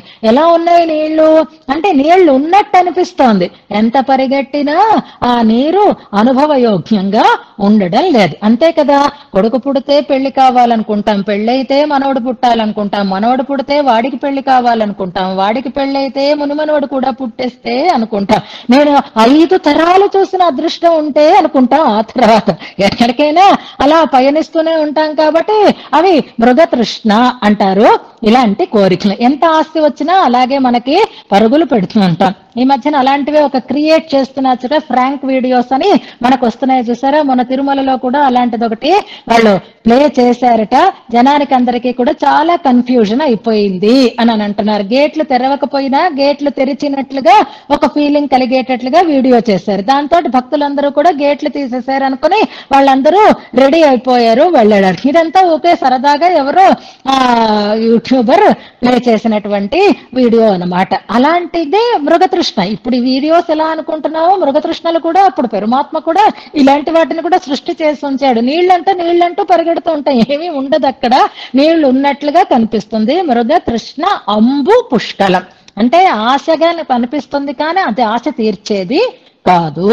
ఇక కృత్యాకృత్య వివేకాంధం, అలాంటి స్థితి కలిగితే మనకి వెళ్ళాలా అక్కర్లేదా, చెయ్యాలా అక్కర్లేదా అనే వివేకం లేకుండా పోతుంది. కృత్యము అకృత్యము, చెయ్యవలసినది చెయ్యకూడనిది అనే వివేక అంధం, వివేక శూన్యుడను అయి పరిభ్రాంతం ఇతస్తతః, ఇటు అటు ఇటు అటు పరిభ్రాంతం, పరుగులు పెడుతున్నాను నేను. ఓ పెద్ద అగ్ని ప్రమాదం జరిగితే ఆ స్థలంలోంచి ఎటు వెళ్లాలో తెలియక ఆర్తితో పరుగులు పెడుతూ ఉండేటటువంటి స్థితి ఎలాంటిదో నా పరిస్థితి కూడా అలాగే ఉంది. ఆ సంసార మరుక అంతారంలో పరిభ్రాంతం, అటు ఇటు తిరుగుతున్నాను అంటే పుడుతున్నాను చస్తున్నాను, పుడుతున్నాను చస్తున్నాను అని అర్థం అనమాట. వెళ్ళడం రావడం, వెళ్ళడం రావడం అలాగే అవుతూ ఉండేటటువంటి స్థితిలో అజస్రం జాత తృష్ణార్థం, అలా ప్రయాణం అధికమై కష్టం అధికమవుతున్న కొద్దీ దాహార్తి పెరిగిపోతూనే ఉంది. అజస్రం అంటే నిరంతరం అని అనమాట, నిరంతరం. ఆ తృష్ణ, జాత తృష్ణ అర్థం, ఆర్తం అంటే ఆ దాహం కలిగింది, దప్పిక కలిగింది, దానితోటి నీరు నీరు నీరు నీరు అనేటటువంటి ఆర్తితోటి అలమటిస్తూ ఉన్నాను. అవసన్న అంగం, శరీరం అంతా శిథిలమైపోయింది, శరీరంలో శక్తి పోయింది. మొదట అడ్డుకోవడానికి ప్రయత్నం చేస్తాం, రాను రాను ఏమైపోతుంది, శక్తి సన్నగిల్లిపోతుంది. అవసన్న అంగం, శరీరము అవసన్నమైపోయింది, శక్తిహీనమైపోయింది. బలహీనమైనటువంటి శరీరము, శరీర అవయవాలని కలిగి ఉన్నవాడని అక్షమం. ఇక పరుగులు కూడా పెట్టలేవు, ఒక స్థితికి ఏవైతే అది అవుతుంది అని అనుకుని ఉన్న చోటే అలాగా ఉండిపోతాం. అక్షమం, సామర్థ్యహీనుడను, శక్తిహీనుడను అయి ఉన్నాను. క్షీణ శక్తి బల ఆరోగ్యం, మనకు సంసారంలో అదే కదా అవుతోంది. శక్తి క్షీణించిపోతుంది, బలం క్షీణించిపోతోంది, ఆరోగ్యం క్షీణించిపోతుంది. కేవలం క్లేశ సంశ్రయం, కేవలం క్లేశములే దుఃఖములకే ఆశ్రయంగా ఉన్నవాడను. ఏ ఆనందము నన్ను వచ్చి చేరటం లేదు, క్లేశములకే ఆశ్రయమై ఉన్నది ఆ సంసార మరుకాంతారం అన్నమాట. అలా ఉన్నటువంటి నా స్థితిని చూసి సంతప్తం వివిధై దుఃఖై, అలా ఈ సంసార మరుక అంతారంలో వివిధై దుఃఖై, రకరకాల దుఃఖాలు, రకరకాల దుఃఖాలు. చూడండి, ఈ దుఃఖాలకి అంతు లేకుండా పోతుంది. వివిధములైనటువంటి దుఃఖాలతోటి సంతప్త సంతప్తం బాగా వేడిని పొంది ఉంటున్నాను. బాగా మరిగిన నీరు ఎలా అయితే సలసల కాగుతూ ఉంటుందో అలా దుఃఖాలతోటి కాగి ఉంటున్నాను నేను. ఇక ఎలాంటి దుఃఖాలు అంటే ఇంతవరకు నేను చెప్పాను 2-3 శ్లోకాలలో. ఇక దుర్వచైహి చెప్పడానికి కూడా వీలు కానటువంటి, ఇక నేనేం చెప్తాను చెప్పలేను కొన్ని బాధలు అని అంటూ ఉంటాం కదా, అలా అంటున్నారు పెరుమాళ్ళ దగ్గర కాంచీపునలు. దుర్వచైహి ఏవమాదిభి, ఏవం ఈ పైన చెప్పేనే ఇలాంటివి, ఈ ఏవమాదిభి ఇటువంటివి మొదలైనటువంటి, దుర్వచైహి మాటలకి అందనటువంటి, వివిధైహి దుఃఖైహి అనేకములైనటువంటి దుఃఖముల చేత, సంతప్తం బాగా కాగి ఉన్నానయ్యా నేను, బాధ పెట్టబడుతూ ఉన్నాను. అలాంటి నన్ను నువ్వే రక్షించాలి. బాగా వేడిగా పెనం వేడెక్కిన తర్వాత, మూకుడు వేడెక్కిన తర్వాత అని వీడియోలో చూస్తూ ఉంటాం కదా మనం వంటలో. అప్పుడు నీళ్ళు ఇలా చిలకరిస్తే అప్పుడు ఆ నీరు కూడా అందు మీద వేడెక్కిపోతూ ఉంటుంది. అంత కాగి ఉంటాం అన్నమాట మన స్థితి. అప్పుడు దేవరాజ దయాసిద్ధు దేవదేవ జగత్పతే అని మళ్ళీ సంబోధన. మొదటి శ్లోకంలోనూ ఇన్ని సంబోధనలు వచ్చాయి, మళ్ళీ ఈ శ్లోకం ఈ చివరిలోనూ దేవరాజ దయా సింధు అన్ని మనం చెప్పేసుకున్నవే కదా, ఏమీ చెప్పుకోక్కర్లేదు. దేవదేవ జగత్పతే, ఇప్పుడు నా మీద నువ్వు నీళ్లు చిలకరించాలి. నేను వేడెక్కున్నాను, బాగా వేడెక్కున్నాను, బాగా తప్తుడను అయి ఉన్నాను, దుఃఖ సంతప్తుడను అయి ఉన్నాను. అలాంటి నా మీద నువ్వు నీరు చిలకరించు, మెల్లిమెల్లిగా చిలకరించు. ఒక్కసారి నీరు కుమ్మరించేస్తే కూడా ఆ ఆవిరి వచ్చేస్తుంది. నాకు చల్లతనం కలగాలి అంటే చూడండి, బాగా నిరాహార దీక్ష ఎక్కువ రోజులు చేసినా, ఉపవాసాలు ఎక్కువ రోజులు చేసినా ఒకేసారి మనం మొత్తం ఆహారాన్ని తీసుకోకూడదు. కొంచెం కొంచెంగా తీసుకోవాలి. అందుకే ఆండాళ్ళ తల్లి కూడా మెల్లిగా తెరు, నెమ్మదిగా తెరు అని ఆమె కటాక్షాన్ని అలాగే ప్రార్థించినట్లుగా త్వదీక్షణ సుధా సింధు చెప్పుకుంటూనే ఉన్నాం. స్వామి యొక్క చూపు అనేటటువంటి సుధా సింధువు, అమృతం అనేటటువంటి సముద్రం, దాని యొక్క వీచి తరంగము, విక్షేప సీకరై ఆ తరంగం ఇలా ఎగిసి పడుతున్నప్పుడు తుళ్ళినటువంటి తుంపరలు అని అనుకోవాలి. భగవంతుని యొక్క చూపు అంతా మన మీద పడి తరంగంతో తడపమని అడగటం లేదు. తరంగం ఎగిసి పడినప్పుడు ఆ నీటి తుంపరలు ఎలాగైతే చాలా దూరం వరకు వెళతాయో అలాంటి సీకరై, ఆ సీకరములతోటి అవి కూడా నా దాకా రావాలి అంటే గాలి తీసుకొని రావాలి. గాలికి కదా ఆ తుంపరలు దూరంగా తుళ్ళి పడతాయి. కారుణ్య మారుత ఆనీతై, కారుణ్యం అనేటటువంటి గాలి చేత ఆనీతై తీసుకొని రాబడినటువంటివైన ఆ శీతలై సీకరై చల్లటి తుంపరలతో, అది నీ కటాక్ష వీచి విక్షేప సీకరములతో నా వేడి తగ్గేటట్లుగా, నా తాపత్రయం చల్లబడేటట్లుగా వీచి విక్షేప సీకరై అభిషించ మా. అది కూడా తమాషా, అందరూ అభిషేకాన్నే కోరుకుంటారండి. మరి వరదరాజస్వామి మనకు కూడా అలాగా చక్కటి అభిషేకాలు చేసి పంపిస్తాడో ఏమో. ఈ భక్త కోటికి, ఈ సద్గ్రంథ అధ్యయన సంగోష్ఠి కూడా అలాంటి అభిషేకాన్నే వాంఛించాలి అన్నమాట. దేవరాజస్వామిని వాంఛించాలి అంటే అభిషించ. కోరతాళ్వాన్ కూడా అలాగే అభిషేకాన్నే, దాస్య సామ్రాజ్య అభిషేకాన్నే కోరుకున్నారు. అలాగే ఇక్కడ కూడా నా మీద ప్రసరింప చెయ్యి అని మరొక క్రియాపదం వాడచ్చు. దాన్ని అభిషించ మాం అంటున్నారు. అంటే ఇందులో అర్థం ఏమిటి? శీకరాలని అడుగుతున్నారు, తుంపరలని అడుగుతున్నారు. 2-3 తుంపరలు పడితే ఈ వేడి ఎక్కడ చల్లారుతుంది? కానీ ఒక్కసారి తరంగంలో మునిగితే కొట్టుకుపోతున్నాను. అందుకని తుంపరలే పడాలి, కానీ తడిసేటట్లుగా పడాలి, పూర్తిగా ముద్దయ్యేటట్లుగా పడాలి అని అభిషించ మాం. అభిషించ, అభిత సించ. సించ అంటే తడపడం అని అర్థం. సేచనం అంటే తడపడం అని అర్థం. అభిషించ, అభిత అంటే పూర్తిగా అన్ని వైపుల నుంచి సేకనం చెయ్యాలి, సేచనం కావాలి అంటున్నారు. అభిషించ మా నేను ఒకటి రెండు అడిగానని తడిసి తడవనట్టుగా నన్ను అలా చెయ్యవద్దయ్యా, పూర్తిగా నీ కరుణ వీచి వీక్షణ శీకరములతో నన్ను తడిపేయవయ్యా స్వామి అని కోరుకుంటున్నారు. శీతలై అభిషించ మాం అంటారు.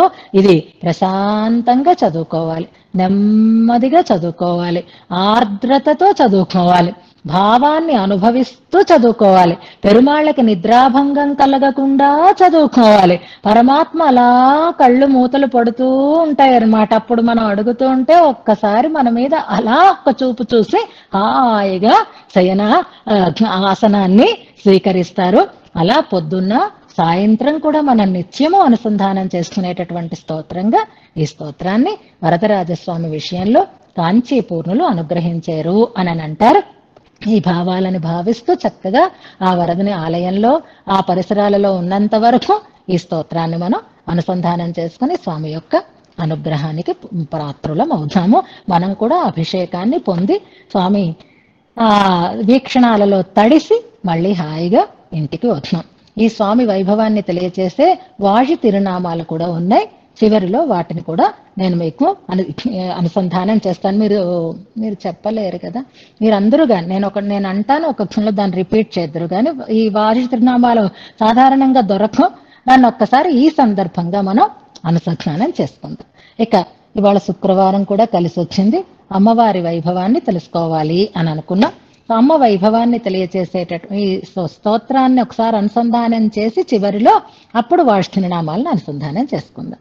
ఇక అమ్మ వైభవాన్ని తెలియచెప్పేటటువంటి స్తోత్రాలు ఇంతకు ముందు చాలా సార్లు మనం అనుకుంటున్నాం. వాటిలో ఒకటి ఈ శ్రీస్తుతి అని, ఇంద్రకృత శ్రీస్తుతి ఒకటి ఉంది. వేదాంత దేశకులు మనకు అందించినటువంటి శ్రీస్తుతి కూడా ఒకటి ఉంది. ఈ శ్రీస్తుతి వేదాంత దేశకులు మనకు అందించినటువంటి శ్రీస్తుతి గురించి రెండు రకాలైనటువంటి సమన్వయాలు మనకు ఉన్నాయి. మనకి శ్రీ వైభవాన్ని చెప్పేటటువంటి స్తోత్రాలన్నీ అంటే ఇప్పటి వరకు మనం బాగా నిత్యము అనుసంధానం చేసుకునేటటువంటి స్తోత్రాలు శ్రీగుణరత్న కోసం పంచస్తవాలలో శ్రీస్తవం, ఈ రెండు మనం అనుసంధానం చేసుకుంటున్నాం. శ్రీగుణరత్న కోసం చెప్పనే అక్కర్లేదు, శ్రీరంగనాయకి విషయంలో అనుగ్రహించినదే. శ్రీస్తవం కూడా శ్రీరంగనాయకి విషయంలోనే అని అందులో ఉండే చివరి శ్లోకం ద్వారా మనం స్పష్టంగా తెలుసుకున్నాం. అలాగే ఇంద్రకృత శ్రీస్తుతి అంటే సాక్షాత్తుగా లక్ష్మీనారాయణులుగా చెప్పబడేటటువంటి అమ్మవారి యొక్క వైభవాన్ని గురించి సాక్షాత్తుగా లక్ష్మీ అమ్మవారిని ప్రసన్నం చేసుకుని ఇంద్రుడు స్తుతి చేస్తే మళ్ళీ ఐశ్వర్యం కలిగింది అని చెప్పేటటువంటి శ్రీస్తుతి ఒకటి ఉంది. అది కాకుండా ఈ శ్రీస్తుతి గురించి రెండు రకాలైన మాటలు చెప్తారు మనకి. ఒకటి శ్రీరంగనాయకుని గురించే అనుగ్రహించారు అని అంటారు. మనకి భగవద్ రామానుజులలాగే వేదాంత దేశకులు కూడా కాంచీపురంలోనూ ఉన్నారు, అలాగే శ్రీరంగంలోనూ వేంచేసి ఉన్నారు. కాంచి వరదరాజునికి భగవద్ రామానుజులు సేవ చేశారు, అలాగే శ్రీరంగంలోనూ నిత్యవాసాన్ని చేసి ఉన్నారు అని మనం వింటున్నాం. అలాగే శరణాగతి చేసినప్పుడు చేసినది కూడా శైత్య సమయంలో రంగనాయకి దగ్గరే వారు మొట్టమొదట శరణాగతి చేశారు అని మనం తెలుసుకున్నాం. అలాగే వీరు కూడా వేదాంత దేశకులు కూడా కాతూపిల్ అనేటటువంటి అగ్రహారంలో అవతరించారు. కాంచికి దగ్గరలోనే ఆ అగ్రహారం ఉంటుంది కనుక వరదరాజు పట్ల ప్రేమ కలిగి వరదరాజ స్వామి వారి యొక్క దేవేరి అయినటువంటి పెరుందేవి తాయార్ల విషయంలో అనుగ్రహించారు అని కొంత ఉపవాదం కాదు. శ్రీరంగంలో ఉన్నప్పుడు శ్రీరంగనాయకుని గురించి అనుగ్రహించారు అనే ఒక మాట కూడా ఉంది, గుర్తుపెట్టుకోండి. అంటే మనం ఇదే అని అనుకోవటం లేదు, రెండు రకాలుగాను పెద్దలు దీని గురించి మనకి తెలియచేస్తూ ఉంటారు. అయితే విశేషించి ఈ శ్రీస్తుతి గురించినటువంటి ఒక చిన్న ఐతిహ్యం ఏమిటి అని అంటే శంకర భగవత్పాదులు అందించినటువంటి కనకధారాస్తవం అని ఈ మధ్య బాగా ప్రచారంలోకి వచ్చి ఏ సమయమో ఉసిరికాయలు రావడం ఇదంతా మనం రోజు వింటూ ఉంటాం చూసారా. ఆ ఇంటి ఇల్లాలకి పాపం ఏమీ లేకపోతే వీరు అప్పటికప్పుడు అమ్మ వైభవాన్ని స్తుతి చెప్తే అక్కడి నుంచి కనక వర్షం కురిసింది అని ఆ స్తోత్రానికి కనకధారా స్తోత్రం అని పేరు వచ్చింది అని అంటారు. అలాగే సంప్రదాయ స్తోత్రాలలో ఈ స్తోత్రాన్ని కనకధారాస్తవం అని అంటారు, గుర్తుపెట్టుకోండి. దీనికి కారణం ఎందుకుట అంటే దేశకుల దగ్గరికి ఒక బ్రహ్మచారి వటువు ఒక ఆయన వచ్చినట్ట. అంటే వేదాధ్యయనం చేసినటువంటి పిల్లలు ఉంటారు కదా, చదువుకుంటూ ఉండేటటువంటి పిల్లలు. ఆ వటువు అధ్యయనం ముగిసిన తర్వాత దేశికుల దగ్గరికి వచ్చి తనకి వివాహం జరగబోతోంది, ఆ వివాహానికి ఏదైనా ధన సహకారం చెయ్యమని ఆయనని ప్రార్థన చేశాడట. ఎవరో ప్రేరణ చేయగా వచ్చాడు అని కూడా అంటారు. ఏదైనా మొత్తం మీదకి ఆ వటువు వచ్చి తన పెళ్లికి తనకి సహకరించవలసినదిగా, ద్రవ్య సహకారం చేయవలసినదిగా దేశికులని ప్రార్థిస్తే అప్పుడు దేశికులు ఈ స్తోత్రాన్ని చెప్పారు అని, ఈ స్తోత్రాన్ని విని అనుగ్రహించి లక్ష్మీ అమ్మవారు కనకధారని కురిపిస్తే ఆ ద్రవ్యాన్ని ఆ వటువుకి వివాహ నిమిత్తంగా వారు అందించారు అని ఒక కథ, ఒక ఐతిహ్యం మనకి ప్రసిద్ధిలో ఉంటుంది. అంచేత సంప్రదాయంలో కనకధారాస్తవం అని చెప్పాలి అంటే ఇదిగో ఈ స్త్రీ స్థుతిని కనకధారాస్తవంగా చెప్తున్నారు అని మనం అదొకటి ఇందులో ఉండేటటువంటి విశేష అంశాన్ని గుర్తుపెట్టుకోవాలి. ఇక అమ్మవారిని ఇవాళ మనం తెలుసుకుంటున్నాం, అమ్మవారి ప్రార్థనని మనం చేయబోతున్నాం. అమ్మవారిని గురించి మనం అమ్మవారి ప్రార్థన చేసేటప్పుడు అమ్మ మనకి 3 రకాలుగా దర్శనాన్ని అనుగ్రహిస్తూ ఉంటుంది, గుర్తుపెట్టుకోండి. ఇది ఇంతకు ముందు కూడా చెప్పినట్టు గుర్తు నాకు, అయినా మరొకసారి చెప్తున్నాను, జ్ఞాపకం పెట్టుకోండి. లక్ష్మీదేవిని మనం సేవించాలి అంటే ఎలా సేవిస్తున్నాం? అర్చామూర్తిగా అని అనుకుందాం. పోనీ ఎలాగే పరమపదంలోకి వెళితే మిథునాన్ని సేవిస్తున్నాం అనుకోండి, అది వేరే విషయం. అర్చామూర్తిగా అమ్మ సేవ మనకి కావాలి అనంటే అమ్మని మనం 3 రకాలుగా సేవించవచ్చు. ఒకటి, ఏ ఆలయాలకి వెళ్ళినా తనిత్తాయార్ కోవిల్ అని ఉంటుంది. అంటే అమ్మవారికంటూ వేరే ఒక ఆలయం ఉంటుంది. శ్రీరంగంలో శ్రీరంగనాథ్యార్ దేవాలయం మనం చూస్తున్నాం, తనిత్తాయార్ కోయిల్ అంటారు. అంటే స్వామి ఎలాగైతే మూలమూర్తిగా ఒక చోట వేంచేసి ఉంటాడో అమ్మ కూడా విడిగా అలాగే ఒక చోట అమ్మని కూడా ప్రతిష్ఠించి ఉంటారు. దాన్ని తనిత్తాయార్ కోయిల్ అని అంటారు. అలాంటి లక్ష్మీ సన్నిధికి వెళ్ళి అమ్మని ప్రార్థించి మనకి కావలసినటువంటి కోరికలని కోరి ఆ ఫలితాలని మనం పొందుతూ ఉంటాము.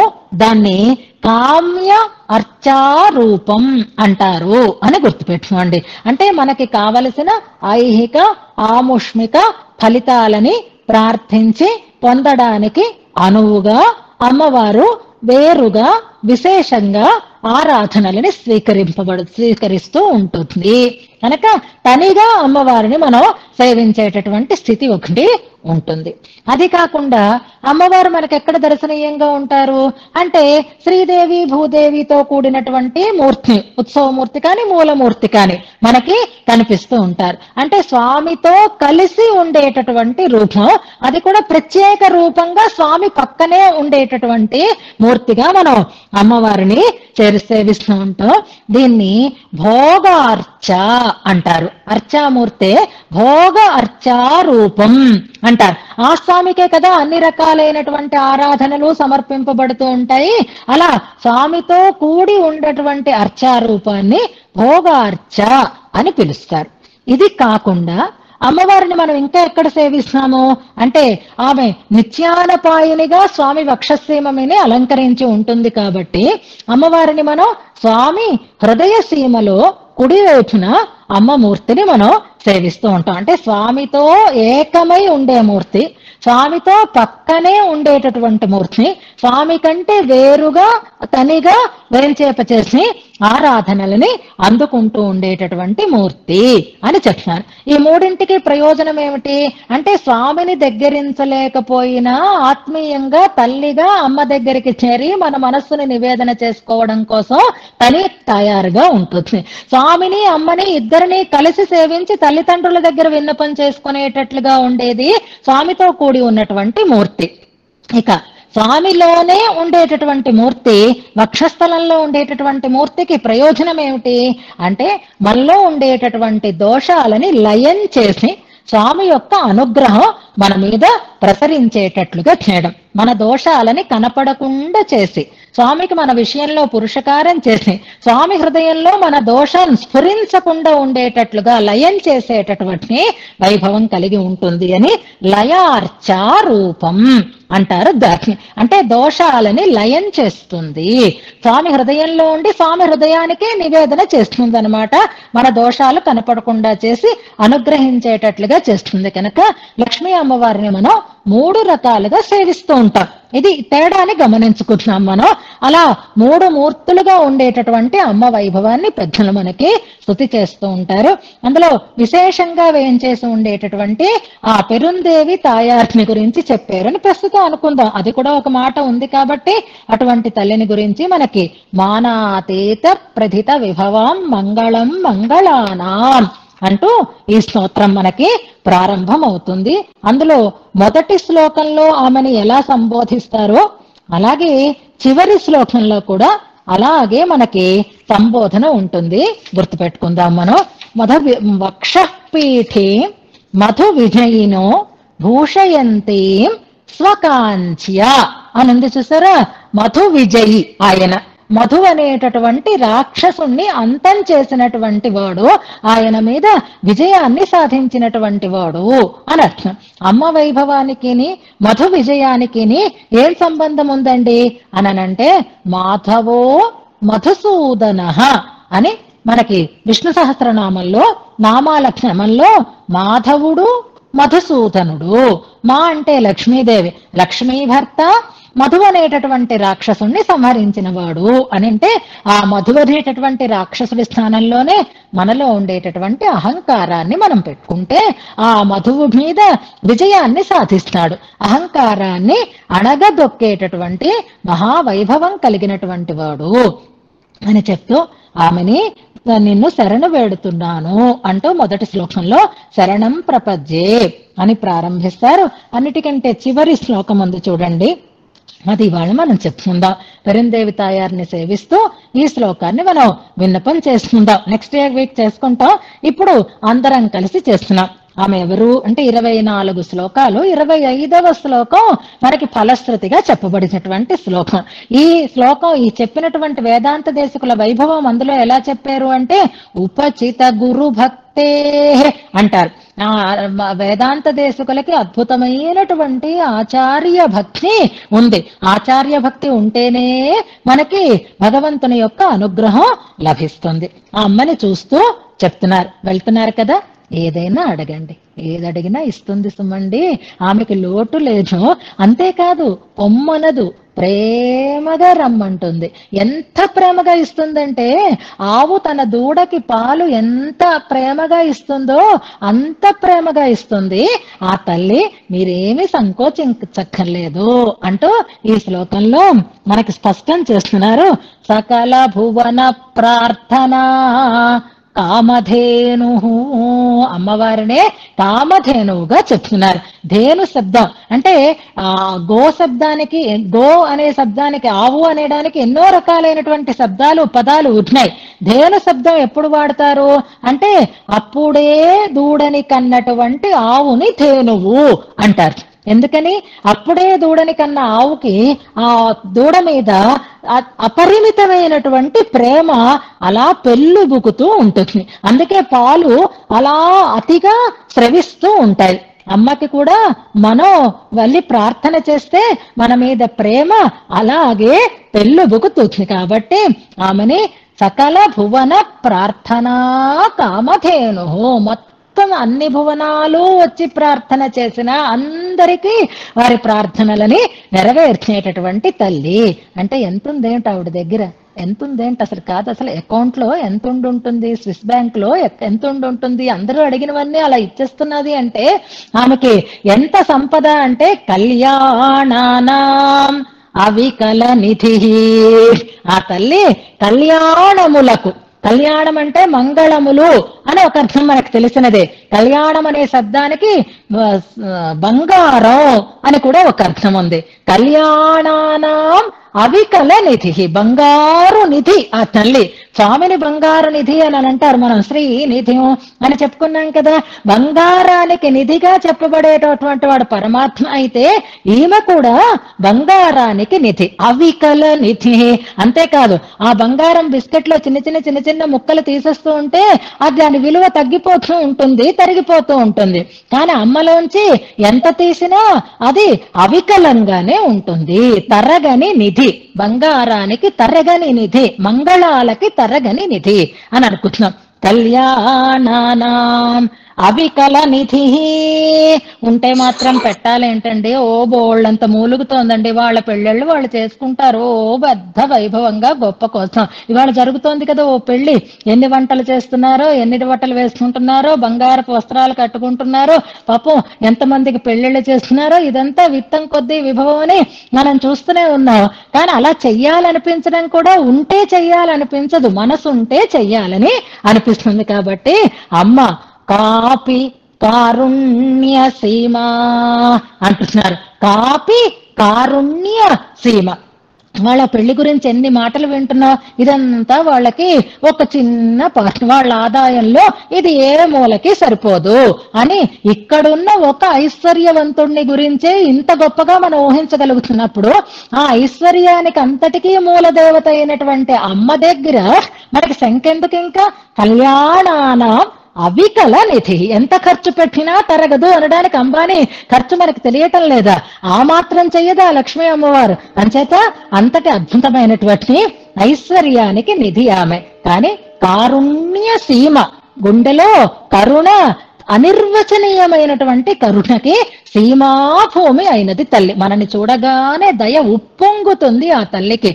అడగకుండానే అన్ని అందించాలన్నంత కరుణ కలిగినది ఆమె అంటున్నారు. నిత్యామోద.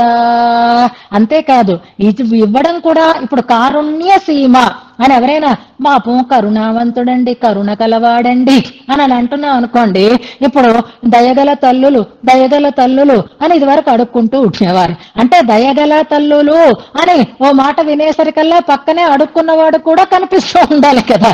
అంటే వీడి కరుణ మనకు కనపడుతోందంటే పక్కన యాచన కూడా ఒకటి మనకు కనిపిస్తూ ఉంటుంది. అలాగే కరుణ అనేసరికల్లా పక్కన దుఃఖం ఒకటి కనిపిస్తూ ఉంటుంది. ఈ దుఃఖం కనపడకుండా ఉండాలి అంటే అమ్మ వైభవాన్ని మనం ఎలా తెలుసుకోవాలి అంటే నిత్యామోద. ఆమోదమే ఆనంద నిలయ, ఆనంద స్వరూపిణి. ఆమోదం అంటే ఆనందం. నిత్యామోద. దుఃఖం అర్థం లేదు, దుఃఖానికి కరిగే కరుణ అర్థం లేదు. నిత్యము ఆనందమే ఉంటుంది ఆమెలో. ఆనందమయి అయినటువంటి తల్లి ఆమె. ఎంత ఇచ్చినా, ఎవరికిచ్చినా, ఎంతమంది చేరినా ఆ ఆనందమూర్తి అలాగే మనకి అందుతూ ఉంటుంది. నిత్యామోద. అందుకే ఆ తల్లిని మహామహులు కూడా నెత్తిన పెట్టుకుంటారండి. ఎవరు నెత్తిన పెట్టుకున్నారు అంటే, ఇప్పుడు లక్ష్మీదేవిని చూడకండి, ఒక మందార మాలికని చూడండి. ఎక్కడుంది ఆ మందార మాలిక అంటే ఉపనిషత్తుల మీద ధరింపబడి వచ్చింది. మనం పుస్తకాలకు పూజ చేసుకుంటాం కదా, దేవుడి గదిలో పెట్టుకుంటాం కదా, కోశాలు కూడా పెట్టి రోజు పెరుమాళ్ళకి పుష్పాలు సమర్పించినప్పుడు వ్యాసపీఠంలో కూడా ఓ పుష్పం పెడుతూ ఉంటాం కదా. అలాగే ఇప్పుడు అమ్మని ఆ ఉపనిషత్ వేద వాంగ్మయం అంతా కూడా శిరస్సున ధరించిందిట. నిగమ వచస. వైదికమైనటువంటి వాక్కులకి మౌళి, మందార మాల. మౌళి అంటే శిరస్సు, మందార మాల చాలా విలువైనటువంటి మందార మాలిక అమ్మవారు. అంటే అమ్మవారిని వేదవాక్కులు అలా శిరస ధరిస్తూ ఉంటాయి అని. నిత్యామోద. ఆనందము ఉంది, పరిమళము ఉంది. సురభిళమైనటువంటి మందార మాలిక ఆమె. వేదాలకి కూడా శిరోధార్యమైనటువంటి వైభవం కలిగినటువంటి తల్లి ఆమె అంటున్నారు. ఇంకా సంపద్ దివ్యా. ఎవరి సంపద అండి ఇంతకీ? ఎవరికి చెందినది అంటే దివ్యా సంపద. లౌకిక సంపద కాదు, దివ్యమైనటువంటి సంపద ఈమె. మధు విజయిన. ఇందాక మొదటి శ్లోకంలోనూ మధు విజయి అనే మాట వచ్చింది, ఇక్కడ కూడా మధు విజయిన. మధుసూదనుని యొక్క దివ్యా సంపత్, శ్రీమన్నారాయణుడు అని అందుకే అనబడుతున్నాడు కాబట్టి ఆయన సంపద్ దివ్యా మధు విజయిన. అలాంటి సైషా దేవి, అలాంటి ఈ తల్లి సదా మే సన్నిధత్తాం, సదా ఎల్లప్పుడూ మే నాకు సన్నిధత్తాం దగ్గరగా ఉండుగాక, సాక్షాత్కరినుగాక, నాకు ప్రత్యక్షమగుగాక అని కోరుకుంటున్నాడు. సదా నా దగ్గర ఉండుగాక అని కోరుకుంటున్నారు. సన్నిధత్తాం సదా మే, ఎవరు ఏది అడిగినా ప్రేమగా ఇవ్వగలిగేటటువంటి, ఇచ్చేటటువంటి వైభవం కలిగినటువంటి కామధేనువు ఆ తల్లి. వేదవాక్కుల చేత శిరోగ్రాహ్యమైనటువంటి, శిరసాధరింపబడేటటువంటి మందార మాలిక ఆమె. మధు విజయ్ అయినటువంటి స్వామి యొక్క దివ్యమైనటువంటి సంపద ఆమె.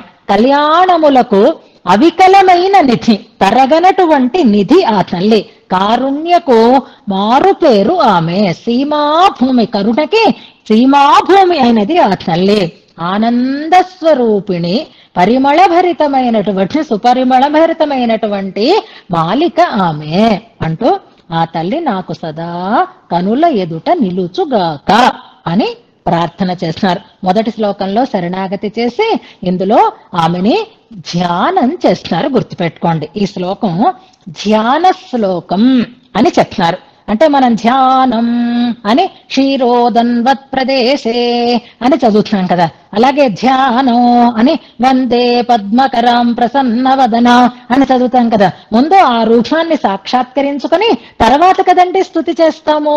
కానీ తమాషా వేదాంత దేశకుల యొక్క ఈ స్తుతులలో, ఈ స్తుతిలోనూ అలాగే గోదాస్తుతిలోనూ కూడా ధ్యాన శ్లోకం చివరిలోనే ఉంటుంది. అంటే స్వామి అమ్మ వైభవాన్ని అంతటినీ చెప్పి ఇప్పుడు ఆ తల్లిని ధ్యానం చేసుకుంటున్నారనమాట.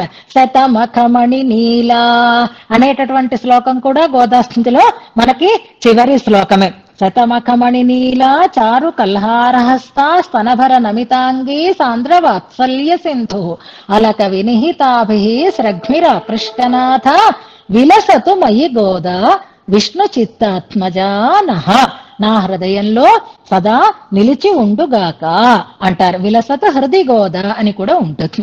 అలాగే ఇక్కడ సన్నిధత్తా సదా మే అని ఆ తల్లి తన కనుల ఎదుట సాక్షాత్కరించుగాక, తనతో ఎప్పుడూ సన్నిధి చేసి ఉండుగాక అని ధ్యానం చేస్తూ ధ్యాన శ్లోకంగా ఈ అద్భుతమైనటువంటి శ్లోకాన్ని మనకి అనుగ్రహించారు వేదాంత దేశకులు.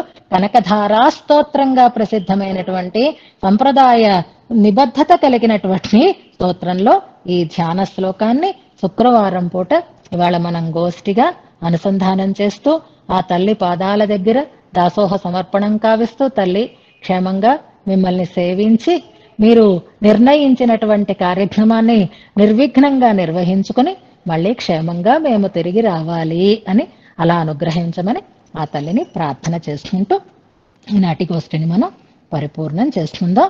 ఈ శ్లోకాన్ని మీరు ఈలోగా చదువుకోండి. ఆ తల్లి దగ్గర మాత్రం తప్పకుండా అనుసంధానం చేసుకుందాం. ఇప్పుడు మనం దేవరాజాష్టకం చదువుకుంటూ కాంచీపూర్ణల యొక్క వాళ్ళ తిరునామాలను కూడా అనుసంధానం చేద్దాం. ఒక్కసారి కలిసి దేవరాజాష్టకాన్ని అనుసంధానం చేద్దాం. శ్రీమత్కాంచీమునిం వందే కమలాపతి నందనం వరదాంఘ్రి సదా సంగ రసాయన పరాయణం దేవరాజదయాపాత్మ్యం శ్రీకాంచీపూర్ణముత్తమం రామానుజమునేర్మాన్యం వందేహం సజ్జనాశ్రయం. నమస్తే హస్తిశైలేశ శ్రీమన్నంబుజలోచన శరణం త్వాం ప్రపన్నోస్మి ప్రణతార్తిహరాచ్యుత సమస్త ప్రాణి సంత్రాణ ప్రవీణ కరుణోల్బణ విలసంతు కటాక్షాస్తే మయ్యస్మిన్ జగతాం పతే నిందితాచారకరణం నివృత్తం కృత్యకర్మణః పాపీయాం సమమర్యాదం పాహి మాం వరద ప్రభో సంసారమరుకాంతారే దుర్వ్యాధివ్యాఘ్రభీషణే విషయక్షుద్రదుల్మాఠ్యే తృషాపాదపశాలిని పుత్రదారగృహక్షేత్ర మృగతృష్ణాంబుపుష్ణలే కృత్యాకృత్య వివేకాంధం పరిభ్రాంతమితస్తతః అజస్రం జాతతృష్ణార్తం అవసన్నాంగమక్షమం క్షీణశక్తిబలారోగ్యం కేవలం క్లేశ సంశ్రయం సంతప్తం వివిధైర్దుఃఖైః దుర్వచైరేవమాదిభిః దేవరాజదయా సింధో దేవదేవ జగత్పతే త్వదీక్షణసుధా సింధు వీచివిక్షేపసీకరైః తారుణ్యమారుతానీతైః శీతలైరభిషించు మాం త్వదీక్షణసుధా సింధు వీచివిక్షేపసీకరైః తారుణ్యమారుతానీతైః శీతలైరభిషించ మాం. మంగళాశాసనం. మంగళాశాసన పరైర్మదాచార్య పురోగమైః సర్వైస్న్యపూర్వైరాచార్యైః సత్కృతాయాస్తు మంగళం. వాష్ తిరునామాలు. ఇవాళ తిరుక్కచ్చి నంబివారి వాష్ తిరునామాలని నేను అంటాను, ఎవరైనా అనగలిగితే రిపీట్ చెయ్యండి. అందరూ అన్నట్టు అవుతుంది, మీరు కూడా ఒకసారి మళ్ళీ రిపీట్ చేసినట్టు అవుతుంది. కానీ బుక్ మీ దగ్గర లేదు, కరెక్ట్ గా ప్రొనౌన్స్ చేయగలుగుతారో లేదో, అందుకని నేనే అనుసంధానం చేస్తాను. నెమ్మదిగా 2 సార్లు అనుసంధానం చేస్తాను, వినండి. మరువారం తిరుమల్లి వాళి వందోన్ వాళియే మాసి మిరుగసీరిడத்தில் வந்துதித்தான் வாழியே அருளாளாருடன் மொழி சொல்ல அதிசயத்தோன் வாழியே அருமொழி பூதூரற்களித்த பிரான் வாழியே திருவாலவட்டம் செய்து சேவிப்போன் வாழியே தேவராஜாஷ்டகத்தை செப்புமவன் வாழியே தெருளாரும் ஆளவந்தார் திருவடியோன் வாழியே తిరుక్కచ్చి నంబి ఇరు తిరువడిగల్ వాழிయే. ఇదైతే మనకు స్పష్టంగా తెలుస్తోంది. మృగశీర్ష నక్షత్రంలో వారు అవతరించారు, పూందమల్లి అనేటటువంటి ప్రదేశంలో వారు అవతరించారు అని చెప్పుకున్నాం. మరువారున్ తిరుమల్లి వాళి వందోన్ వాళియే.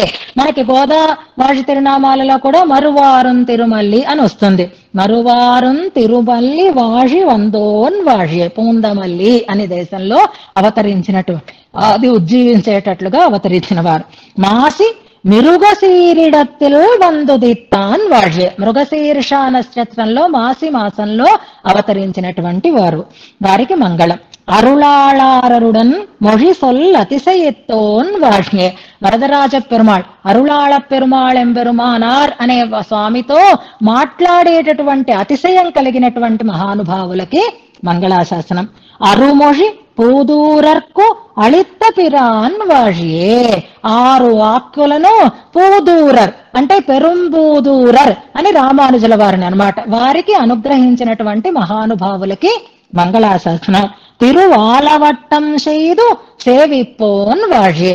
ఆలవట్ట కైంకర్యం చేస్తూ వరదరాజుని సేవించిన వారికి మంగళాశాసనం.